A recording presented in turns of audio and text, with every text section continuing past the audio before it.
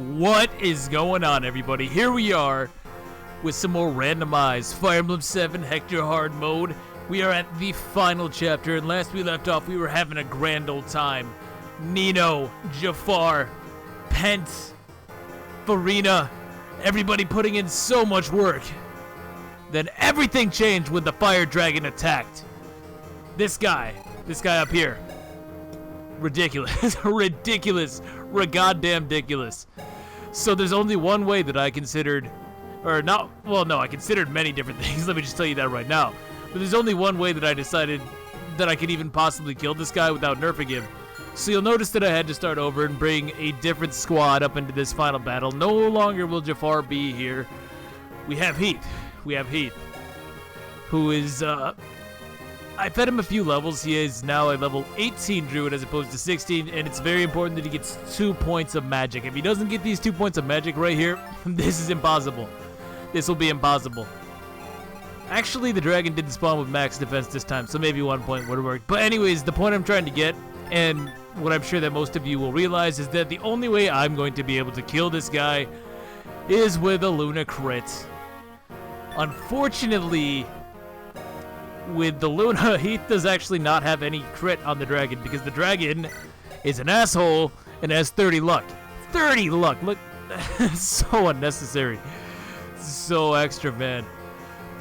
And what you may have noticed was that now the Luna has 25 crits to give Heath a shot to kill the dragon. Now you might say, well, that's cheating. Why 25 crit? The reason that I think that this is fair is because Heath has a support with both Legoltz and Kent. Okay, and if he has a C support with both of these guys, and he can get it in the last map, that gives him +5 to his critical hit, giving him a whopping 3% chance to do some massive damage to this dragon right here. Alright. I didn't feel like waiting, so I just gave Luna 5 crit. I hope you will understand. Not only that, but I did try to edit the supports. I couldn't figure it out. Because the supports are like, they're lined up all over the place because it's a randomizer, so I just figured give Luna 5 crits and roll the dice. Now, that's only part one of the problem. The other part is, as I said, we have a whopping 3% crit. 3% crit, so let's, I guess, try this. If I get it on the first time, that would be nuts, but I doubt it. What's most likely going to happen is that I'm going to have to rig some sort of critical hit here. I don't have a program or anything telling me how to do this, so this could take quite some time. Yeah, he didn't get it on the first time. Unfortunate. So he's going to do some damage, and then he's going to get blown all the way back. Goodbye, buddy. Goodbye. So, I'm going to load a save state. Of course, I do have the option to simply play through the chapter every single time Heath fails to crit, and a 3% on a 50-something% hit rate, but I'm not going to do that. I have other things that I would like to be doing with my time, and if I did choose to rig the crit, or if I did choose to play through fair up until this point, well, we'd be here all day. So what I'm going to do instead is just simply rig it, which you can do by redrawing this arrow. You see how this arrow is going in one direction to get to this tile, right? Every time I move it goes in the same path. What I'm going to do is I'm going to move over here, and you see that the arrow redrew itself. Every time that happens, it essentially burns a random number, which gives you a new outcome for the battle. So now this time, the outcome should be different. And what I'm going to do is I'm going to do that over and over and over again until eventually Heath can get a crit. This is the only way I can win. Believe me, I tried. I wanted to do this in a more fair manner, but it's just not possible. It's not possible. I don't have the means. Even if I wanted to go out of my way, use the Armods, etc., it still wouldn't work out. It would not work out. So unfortunately, this is all I can do. And I'm just going to cut until I get it because I'm not going to make you guys watch this. There's really just no points. Eventually I'll get it, and then we will return.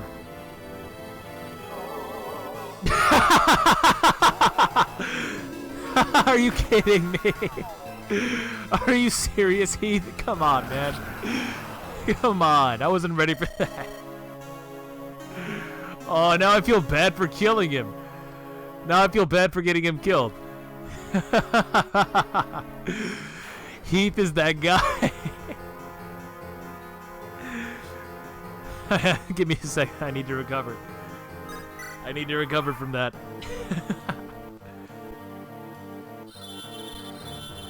Alright then, so I guess I have a little bit of luck on my side. Didn't get a Thos, but at least I did that relatively fast, which is good, because that could have easily taken much longer. There's nothing else really to note about this map. You would never go down near these guys at bolting, silences, berserks. Like, all the status are here, but that's more to just stay consistent with it, really. I mean, there's been every status on every map so far, right? So why change now? Why change now? It's the final map. But, all that said, what would be a more fitting way to send this guy packing than with the best technique known to any Fire Emblem player that there ever was? The one, the only, the coveted triangle attack. And you can see, with Heat's critical, we have just enough to blow this man into the next life. And since the triangle attack cannot miss, we're done here, folks. Suck my balls. Yes. Down he goes. Good God, that couldn't have been any more difficult. Like, this guy could not have been any more powerful. But Farina, not a single crap given. Not a single crap given. To hell with your 50 defense. To hell with your 120 HP. To hell with your 49 damage times 2. We are done. And with that, the final boss of Fire Emblem 7 goes down. I'd like to take now a moment of silence for our fallen friend Heath.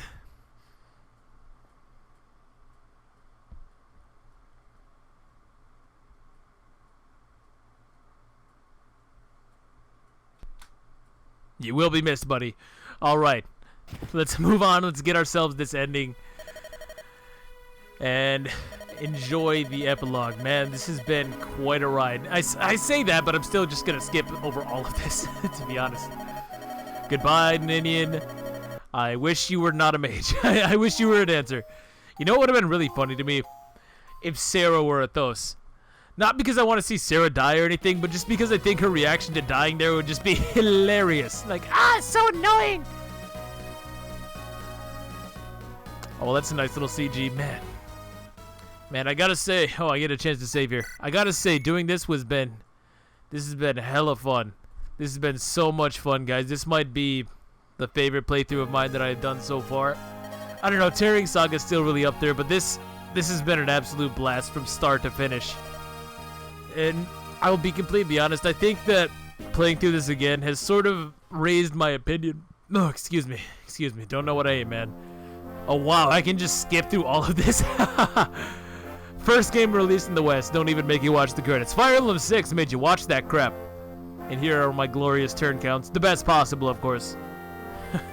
Distracted myself. I think I was saying that by playing through this, it's kind of raised my opinion of this game a little bit. I didn't think it was a bad game by any means.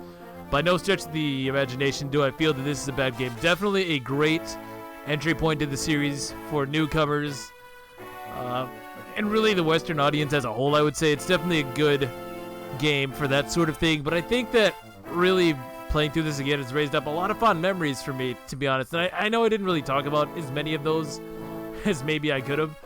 And I think it has a lot to do with the fact that Light, the final map, was one of the first maps that I ever really played on this game. Now, the first one was the one with Pen, but Light was another one because I think I mentioned this before, but my friend actually had this game growing up. And the first experience I had was the desert map, Living Legend. And then, well, I'm sure just about everybody did this as a kid, but I would go over to his house on the weekends sometimes, right? And the next time I went over, he was on Light. So I always really remembered that chapter very fondly. Probably because it was one of my first exposures to this series, and I think that map in particular was a hell of a lot of fun. Probably even more fun than the first time I played it. My man had Dorcas. My man had Dorcas, I remember that much. So my team definitely a little bit better equipped now than they were on my first experience, but other than that, sure, lots of fun maps on this game. I do think that in the late game, the music is fantastic. I think some of the earlier map things get a little bit repetitive, but for the most part, I think they're good. The final map theme, absolutely outstanding. The boss themes, outstanding. Dorcas the Serene Dancer, of course. What else would he be? I haven't really been paying attention to these. I know we saw Hector first, and then that was about it. Oh, Jafar. Jafar was that dude. Jafar whooped so much ass. I don't think I could have beaten this game without him. And he decided that 15% was just a number. Because this man he had no business having 21 strength. No business having 21 strength. Nino, 470 battles. The Mounted Swordsman. The Mounted Swordsman? Why would Guy be the Mounted Swordsman? That makes no sense to me. That makes no sense to me. I wonder between Nino and Ray, who whooped more ass? Now, Nino was great, but her competition was also better, so I'm thinking maybe Ray had the edge, didn't he? I'm thinking maybe Ray just beats her out just by a little bit. It's those second-gen girls, man. They're busted. Fiora, I was really hoping to do more with her. I was planning this whole thing, but then, of course, Carla, failure that she is, didn't show up with the Armods. Come on. I will say that is sort of one aspect about the randomizers that I feel, if there were to ever be a revision, could be cleaned up a little bit. We saw it in Fire Emblem 6 too, where characters that are supposed to spawn with plot important items, oh, here's Big Pent, absolute late game monster, 10 out of 10 unit, so basically the same as normal Pent. I feel like if they were to do another release of the randomizer, though, they can maybe find a way to ensure that plot important items don't get randomized out of the inventory, you know? That would really be like my one complaint. The one thing that I would change. Because it is annoying and it feels like it's not fair necessarily, because what if I didn't get Heath on that last map, you know? Well, it wasn't the last map, but you know what I mean. What if I didn't get Heath? Then I would have been screwed. It seems like that should be kept in just to give you an easy out. And then in Fire Emblem 6, you can't even get the true ending unless you change the inventory to have the Holy Maiden and just the Maltet and the Merglice, right? Which is fine, I suppose, but what if I was somebody who didn't know how to do that, you know? So I think that would be my one complaint about randomized runs, but on the whole, they're hella fun, dude. Hella fun. And if you were to ever do a randomized run, from what I've played, I would have to recommend Fire Emblem 7. Ah, Nils, man. Nils. I tried so hard, dude. You guys don't understand. That fast-forwarded sequence took about 15 minutes in reality. And I tried that like 2 or 3 times, so I just said screw it. So I do apologize if 32X was your favorite chapter, but we got things to do, man. We got things to do. As I was saying, though, randomized Fire Emblem 7, very good game. Very good game to randomize. Everybody is fun, is something I noticed right off the bat. Every character is fun. Everybody's cool. Almost everybody can be good. And that's what's really interesting, and that really sets this apart for me compared to Fire Emblem 6, where it was really just a handful of units who basically put the whole team on their back, at least in my case. But I feel like with Fire Emblem 7, most characters are good enough that no matter where they joined in the story... Oh, well, there's a pair for you. No matter where most characters join in the story, they can be good, though. Like, there's really only, like, Dorcas, Ninian, Nils. Not my Nils, of course, but normally Nils probably not a great randomized unit. And other than that, though, I feel like almost anybody could be viable. And that's really cool. That's really cool, and it makes for a fun playthrough, I think. Even if you were just going to do a vanilla playthrough, you know, don't touch the gross or anything. But I feel like it could be a lot of fun for just about anybody of any experience level. And that's something that this game really has over Fire Emblem 6, in my opinion. Renault, you were pretty good. You were pretty good. I don't like that he tried to replace Lucy. Took the dude's father, sent him off to an orphanage, and then took his job. Like, how messed up can you be? Wrath, the Wolf of Sakei. Used him once, used Wallace one time. Used Wallace all of one time. Doesn't reflect on the battles, but he was alright. He was alright for what he was. Raven, yeah, same thing. Same kind of situation, right? Still pretty good unit. Pretty good unit. Not a great fighter. Not a great fighter at all. But if I remember the Wyrm Slayer, I suppose maybe, but I'm happy with him. I'm happy with him. Lowen, absolute garbage. Utter garbage. Complete trash. 0 out of 10, would not use. Would not use this guy. Pent and Louise. Isadora and Urk hooked up. You know, I'll bet there's a fanfiction about that somewhere. It just seems like something that would exist. It's a couple I never thought I would see in my days, though. Man, it's an oddball pair, for sure. Wow, look at this woman. 162 battles in, like, 5 maps of availability. Farina was so broken, yo. Farina was so broken. I could have never anticipated her getting the final blow. That's how awesome she was. Conversely, we have Matthew, who was utter dog crap. So thank you for that, bud. Thank you for that. I really appreciated the escort mission. Really did. I suppose that would be one thing I'd have to knock about the Fire Emblem 7 randomized run. I got a little bit lucky with Battle Before Dawn. I have to admit that much. Marcus was good. The only reason I gave him a little bit more speed was for convenience. Hell, I wanted to use Marcus. He was that good. I could have just given him a speed wings and I feel like he would have been alright. Kanas. 104 battles, and you know, like 50 of them was just him dodge tanking on a forest.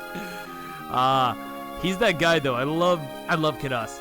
I love Kanas, and I think it's really funny that he was a sword master, considering Lou was a sword master in FE6. And I know that Nino and Kanas are related. I'm not sure what the relation is off the top of my head, but there's that. We also, of course, saw Heath, whose sacrifice was not in vain. The only reason we were able to complete this, and Carla, who was Athos. Which blows a complete hole in my theory. Damn it. I think that was one of my favorite parts about this whole run. Just coming up with random crap to justify these characters existing. I'm gonna be completely honest. The Bartre thing was just... it was like a joke. The joke was that Bartre eats books. So I gave him a really tragic, deep backstory or whatever.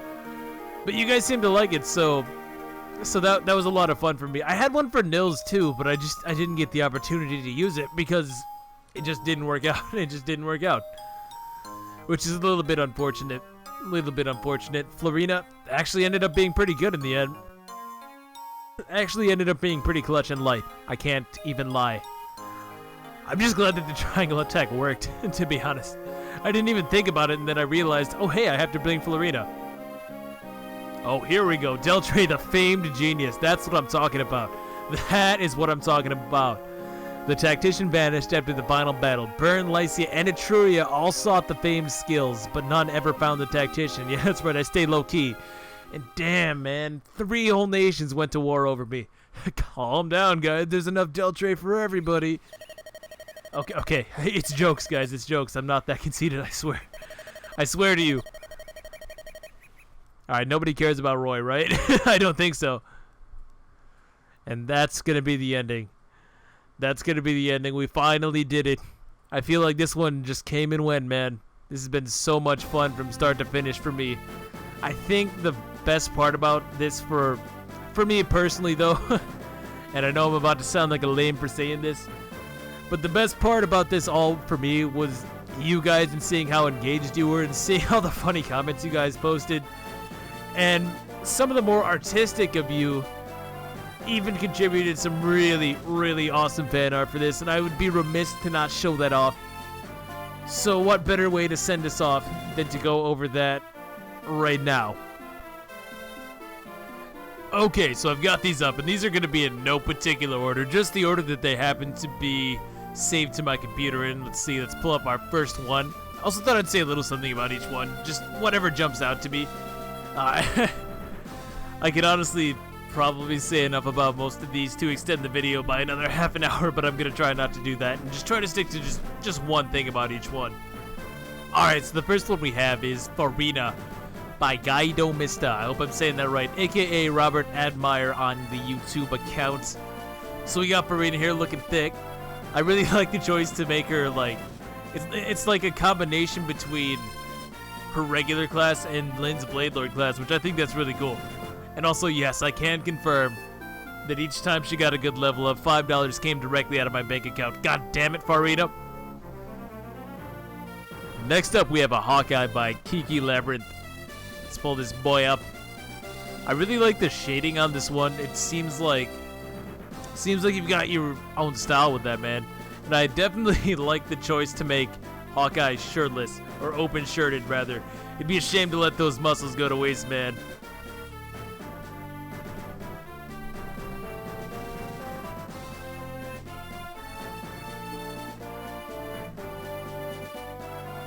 All right, another one by Guido Mista, aka Robert Admire. I'm just gonna go with Robert Admire from now on. Never have I needed something so badly and didn't know before I saw it. This one killed me, yo. This one killed me, yo. It just like he's so ripped that he literally ripped his shirt off. Too much for me, man.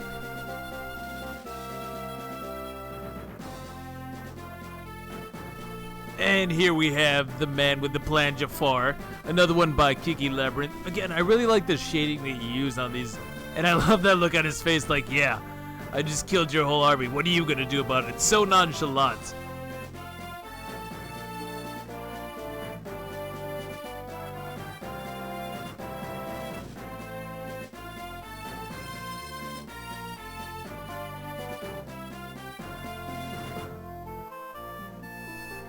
Whoa, throwback.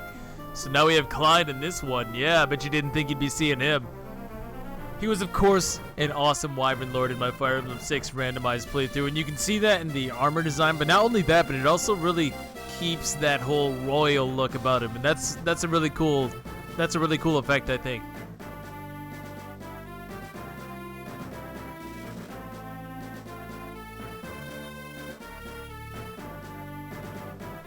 Next, we actually have a Nino by Zesty. And apparently this was actually for an Inktober submission. What was the word of the day? Badass? No, I'm kidding. It was sword, I'm pretty sure. I like the choice to draw her as a mercenary, and I also like the combination of her old look mixed with the new mercenary class. It's a cool design choice. I wish I could have done that. Like if I were some sort of sprite artist, I wish I could have done that for her in the actual run. Looks like we got another Nino here. Man, she is looking powerful. She is looking powerful. Just look at this woman, battle hardened to the extreme. I definitely like that you can tell she's kick-ass just from looking at this one. Need I say more?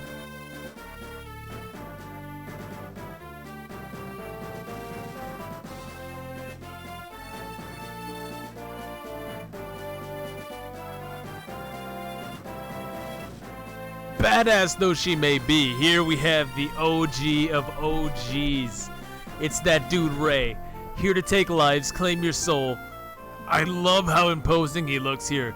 Like, you can just tell just from one look, he's not here to play any games.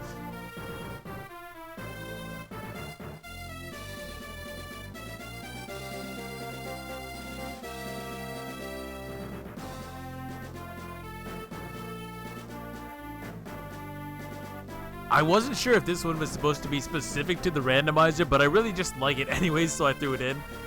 I really like what you did with the hair on this one. And Raven's sitting over there looking powerful as hell. Besides, Lucy deserves some love too, so that's always nice.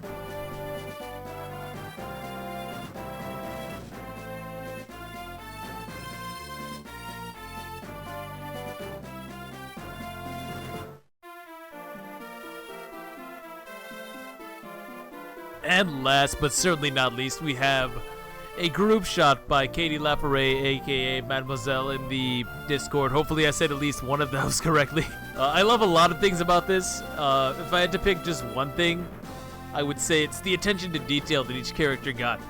In particular, now correct me if I'm wrong, but I swear that Nino's outfit here is based on Linus's, which is awesome. That's just so awesome to me, and I can't unsee it for the life of me. That said, you guys are all incredibly talented, and I love each and every picture that you guys submitted in this playthrough. It's been so much fun, guys. So much fun. I just wish I could have somehow gotten more justice for certain characters like Lucy, man. Poor Lucy. He was shaping up to be so good, and then everything just came crashing down. If only there was something I could do.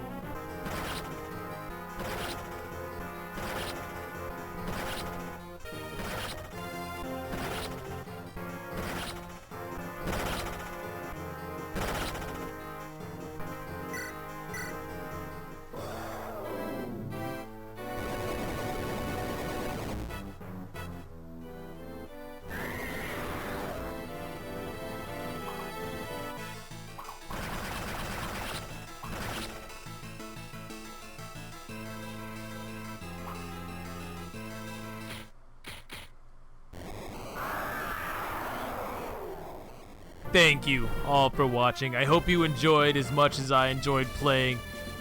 Anyways, guys, I will catch you all next time. Thank you for the continued support, and I will see you later. Peace.